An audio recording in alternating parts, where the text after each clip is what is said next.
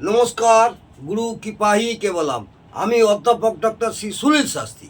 আজ আমি আপনাদের সপ্তম ভাব অর্থাৎ সপ্তম ভাব জায়াভাবে বা পত্নীভাবে সেভেন্থ হাউস, এই সেভেন্থ হাউসে রাহু থাকলে জাতক জাতিকাদের কী ফল হয় সেই সম্পর্কে আলোচনা করছি। যারা জ্যোতিষ নিয়ে শিখছেন, যেসব ছাত্রছাত্রীরা জ্যোতিষ চর্চা করছেন, তাদের উদ্দেশ্যে আমি বলবো।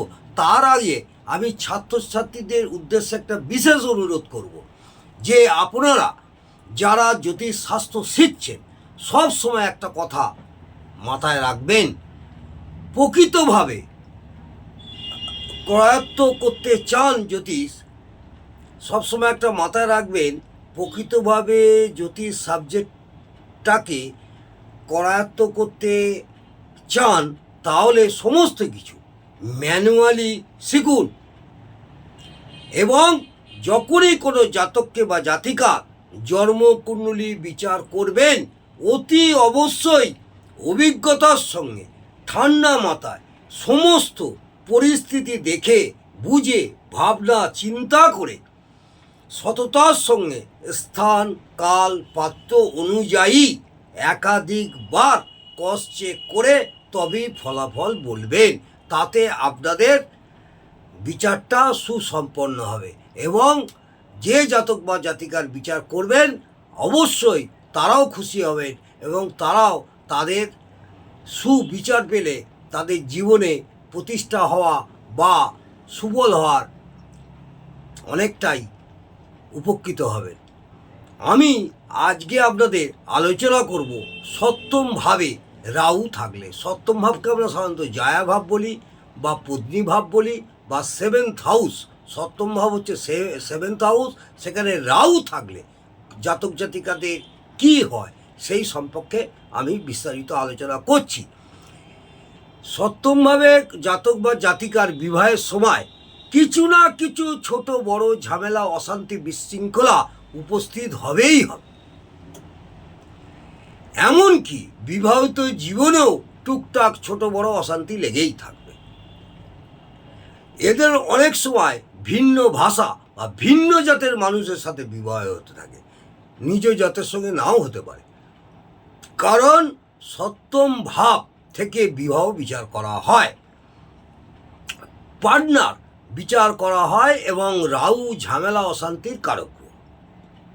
রাহু সবসময় ঝামেলা অশান্তির কারক, এটা মাথায় রাখবেন। এদের অনেক সময় পালিয়ে গিয়ে বিবাহ হয় বা গোপনে বিবাহ হয়। যাদের সপ্তমভাবে রাহু থাকে এরা অনেক সময় পালিয়ে গিয়ে বিবাহ করে বা গোপনে বিবাহ করে।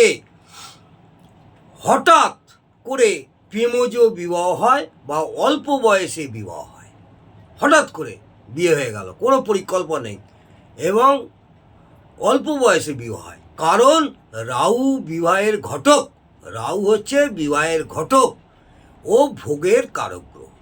রাহু বিবাহের ঘটক এবং ভোগের কারক গ্রহ, এটা আপনাদের মাথায় রাখতে হবে।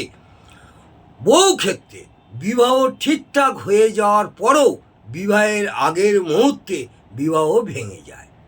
হয়তো বিবাহ ঠিকঠাক হয়ে গেছে, সব ঠিকঠাক, বিবাহের আগের মুহূর্তে কোনো কারণে আপনাদের বিবাহ ভেঙে যেতে পারে।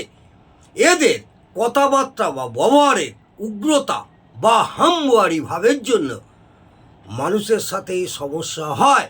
এরা একটি হামওয়ারি, সব জানতাম। পার্টনারশিপ বসায় এদের এই হামওয়ারি পড়ার জন্য পার্টনারের সাথে ওই ঝামেলা অশান্তির ফলে সম্পর্ক কেটে যায়। এরা যদি কোনো পার্টনার নিয়ে ব্যবসা করে, জয়েন্ট ব্যবসা করে, এই হামওয়ারির জন্য এদের ব্যবসা টিকে থাকে না, ঝামেলা সমস্যা হয়। তাই এদের পার্টনারশিপ ব্যবসা না করাই ভালো, করলে নিজে একাই ব্যবসা করুন। এদের জীবনে একাধিকবার প্রেম আসে এবং বিয়ের পরেও প্রেম আসে।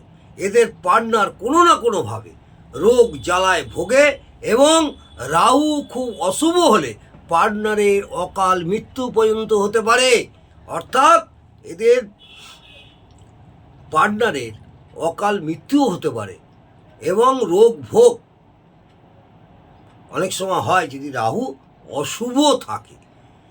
কোনো সময়ে নিন্দনীয় ঘটনায় জড়িয়ে পড়তে পারেন, কোনো রকম মান সম্মান হানিও হতে পারে এবং আত্মীয় স্বজনের থেকে প্রতারিতও হতে পারে। যাদের সপ্তমে রাহু আছে এদের জীবনে ফাঁড়া একটু বেশি থাকে, দুর্ঘটনা ফাঁড়া একটু বেশি থাকে। এদের পার্টনার একটু ঝগড়ুটে হয়। এদের পার্টনার রাহু জাতক জাতিকাদের পার্টনার একটু ঝগড়ুটে হয়। দাম্পত্য জীবনে সুখহানি হয়। এদের দাম্পত্য জীবন কোনো সময় সুখকর হয়ে ওঠে না।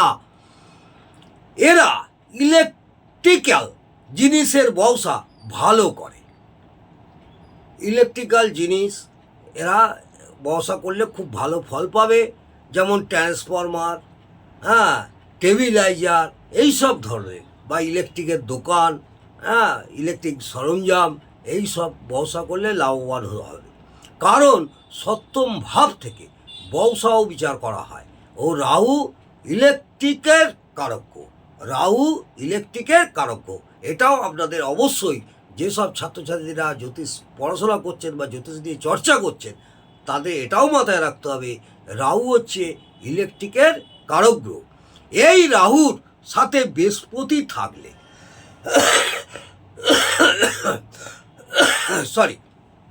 এই রাহুর সাথে বৃহস্পতি থাকলে এদের সাংসারিক জীবনে খুব একটা সমস্যা হয় না।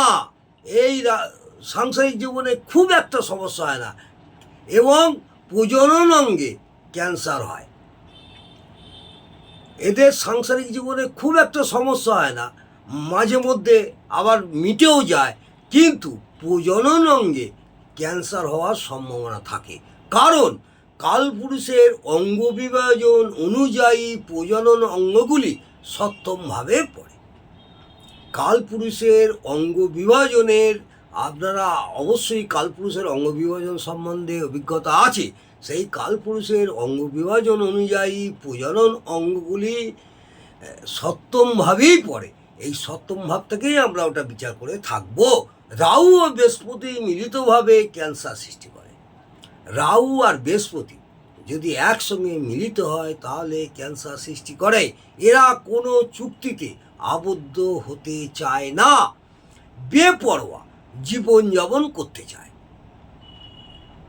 কোনো রকম খামখেয়ালি গরমিপনা, এই জন্য বেপরোয়া জীবনযাপন করতে চায়। রাজনীতিতে এরা প্রথম সারিতে থাকতে পারে ও দলকে সুন্দরভাবে পরিচালনাও করতে পারে। আমদানি রপ্তানির ব্যবসাতে এরা খুব ভালো উন্নতি করতে পারে, কারণ সপ্তম ভাব ব্যবসার কারক ভাব এবং রাহু বিদেশের কারক গ্রহ। রাহু বিদেশের কারক গ্রহ। শুক্রের সাথে এই রাহুর খারাপ সম্পর্ক হলে, শুক্রের সাথে এই রাহুর যদি খারাপ সম্পর্ক হয় তাহলে জানবেন সেই সব জাতক জাতিকাদের সুগার রোগ হয়। ডায়াবেটিস, যাকে ইংরেজিতে বলা হয় ডায়াবেটিস, সেই সুগার রোগ হয়। কিডনির সমস্যাও হয়, কিডনির সমস্যা হয়। অনেক ক্ষেত্রে আমরা দেখেছি যেসব জাতক জাতিকাদের রাহুর সঙ্গে শুক্রের কানেকশন আছে তাদের কিডনিরও সমস্যা হয়। এটা আপনাদের স্মরণে রাখতে হবে। তবে অবশ্যই মনে রাখতে হবে সপ্তমভাবে রাহু যদি খুব ভালো অবস্থায় থাকে, সপ্তমভাবে রাহু যদি খুব ভালো অবস্থায় থাকে, যেমন মূল ত্রিকোণ ক্ষেত্র হয় বা তুঙ্গ ক্ষেত্র হয়, বা ষোড়শবর্গে রাহু যদি খুব ভালো বর্গ বল পায় বা শুভ গ্রহের দৃষ্টি পায় বা শুভ গ্রহযুক্ত থাকে, তাহলে উপরিউক্ত অশুভ ফলগুলি, অশুভত্ব কিছুটা হলেও কমবে।